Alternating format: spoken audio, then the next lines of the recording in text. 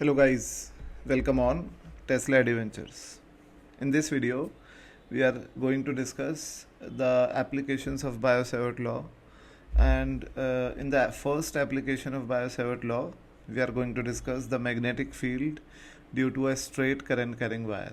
So you can see that this is a straight current carrying wire. Obviously this is not a open wire, because you might think that from where this current is coming in the wire and to which destination it is going, because there is no connecting circuit.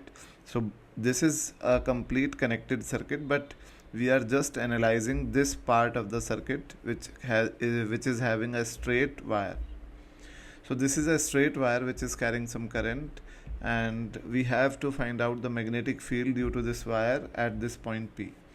This P is perpendicularly located at a distance of A from the wire, but this P is not symmetric to the both ends of the wire. This end of the wire is making an angle of phi 2 with this perpendicular at P, and this end of the wire is making an angle of phi 1 with this perpendicular at P.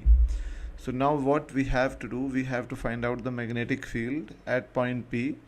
And to find out that magnetic field, we have to use the Biot-Savart law, because we cannot apply the Biot-Savart law or any other law directly for some finite length of the wire. Biot-Savart law is applicable for only the small lengths. So let us consider a very small length dl of this wire at a height of L from point O. Now this let us connect this with point P, and this will be the R vector. If this angle is theta, then obviously this angle is 90, and this will be 90 minus theta, and this angle will be 90 plus theta. Okay, so the angle between dl vector and R vector is 90 plus theta. So the magnetic field dB at the point P due to this this small elemental wire will be dB will be mu naught by 4 pi I into dl into sine theta, where theta will be 90 plus theta, by r square, because obviously we are concerned about the magnitude only. For direction we would use some other analysis in the later part of the video. So dB is this. So dB, now you can also say that tan theta, in fact this tan theta is L by A, and L is equal to A tan theta, and dl is equal to A sec square theta d theta, as well as you can say that cos theta is equal to A by R, and R is equal to A sec theta.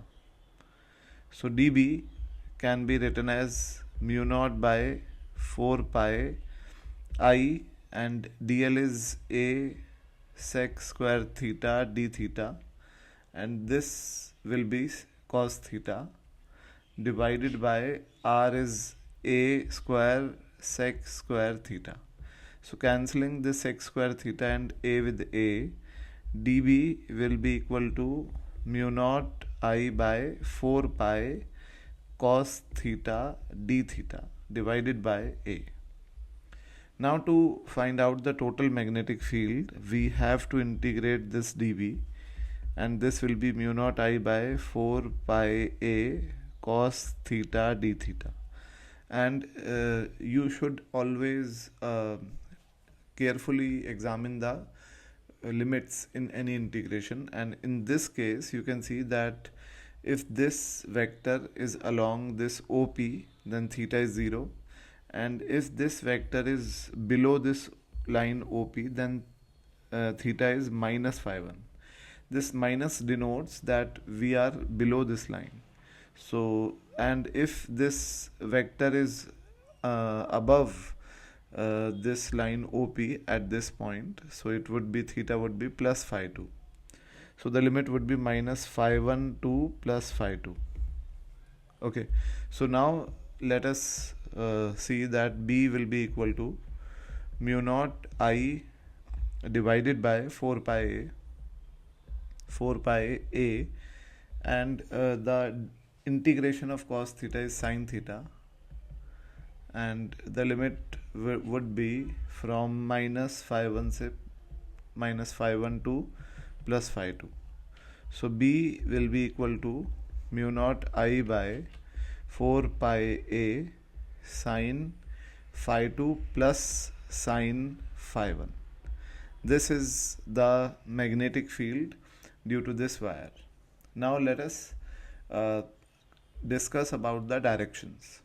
Now for checking the direction, we will use the Fleming's right hand rule, and you can imagine that this is a straight wire and the current is flowing in this direction like that. So if you will hold this wire in the right hand, and if you will point your thumb straight towards the direction of flow of current, then by curling your fingers of the right hand around the wire, you can find out the direction of circular magnetic field. So you can see that your fingers of right hand are curling like that. So the magnetic field around this wire will be circular and will be like that. You can also see another view of the magnetic field, as this wire is having a current which is going in the upward direction.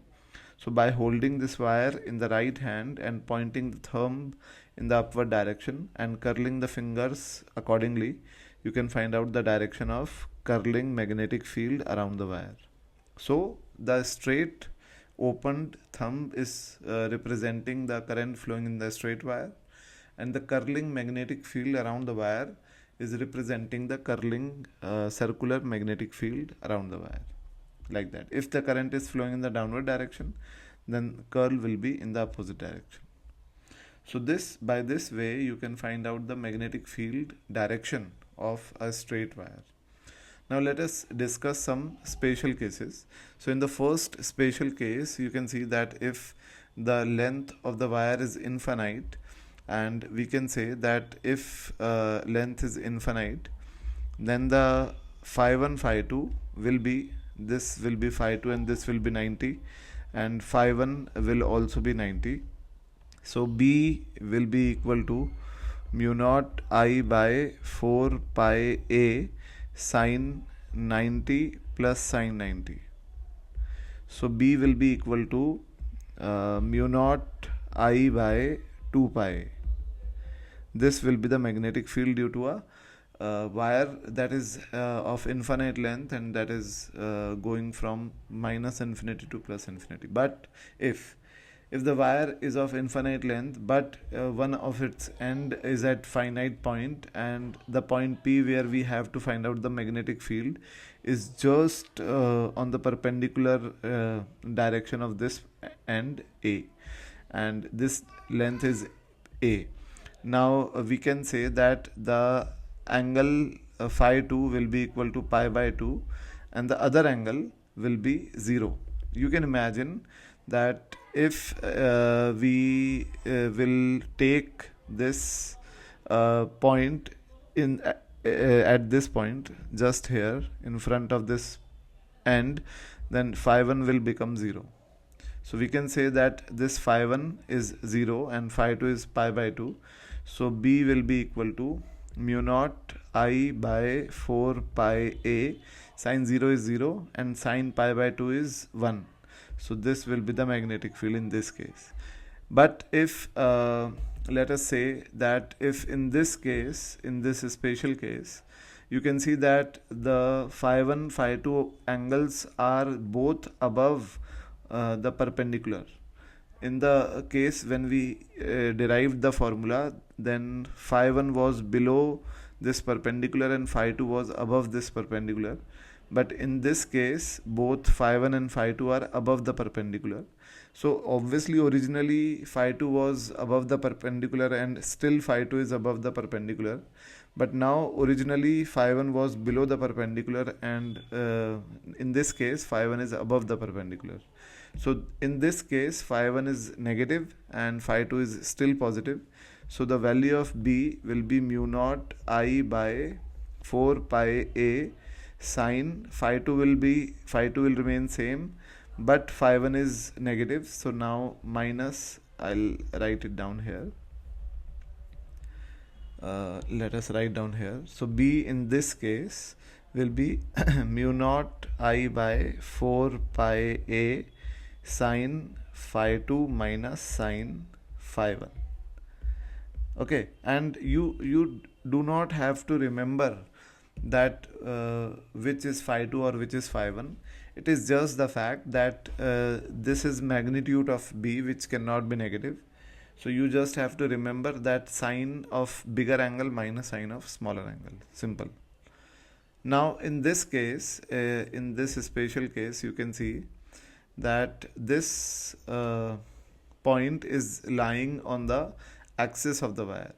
So if this point is lying on the axis of the wire, the small element dl and the radius vector a are parallel to each other. So the angle between them is 0. So the magnetic field on the axis of the straight wire will be 0.